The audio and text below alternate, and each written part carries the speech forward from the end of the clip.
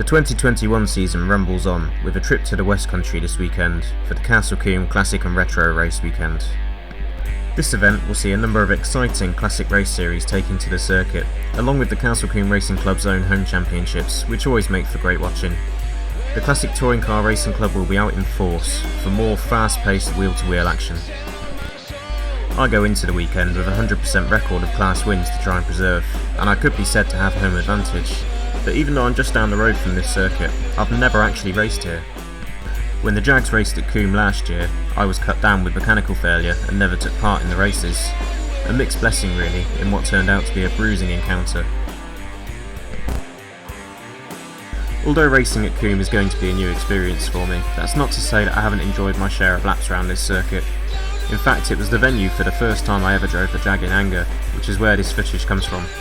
The lap opens in a fast fashion, with a flat-out run-through folly up the hill towards the Avon Rise. Quarry is the most crashed-at corner in the UK, and if that statistic scares you like it does me, you'll take a big chunk of brake at the top of the hill, before turning over the rise, and then downshifting for the right-hander. Quarry is one of only two really slow corners on the circuit, and from here the speed builds up again as we head towards the S's. In a big, heavy car like the Jag, this part of the lap is a real wrestling match. Momentum is important, but the exit of the S's will take you over to the right, which is not where you want to be for the run through Old Paddock. It's a compromise between the exit from the S's and the run through Old Paddock, hanging on for grim death as the speed builds again through this fast right-hander.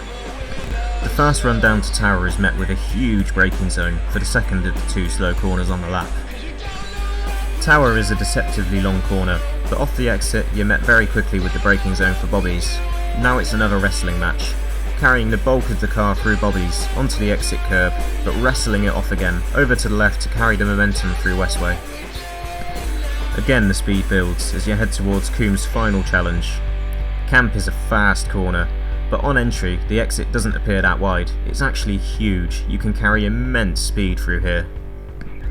Or at least, you can if you're not a total rookie, putting in his first laps ever in one of the most baffling and physically brutal race cars imaginable.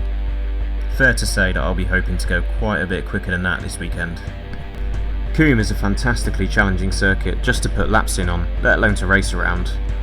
I can't wait to go wheel to wheel and experience this circuit properly for the first time. It's also hilarious fun in the wet, and with a real question mark hanging over the weather for this weekend, I really do think this could be a thriller.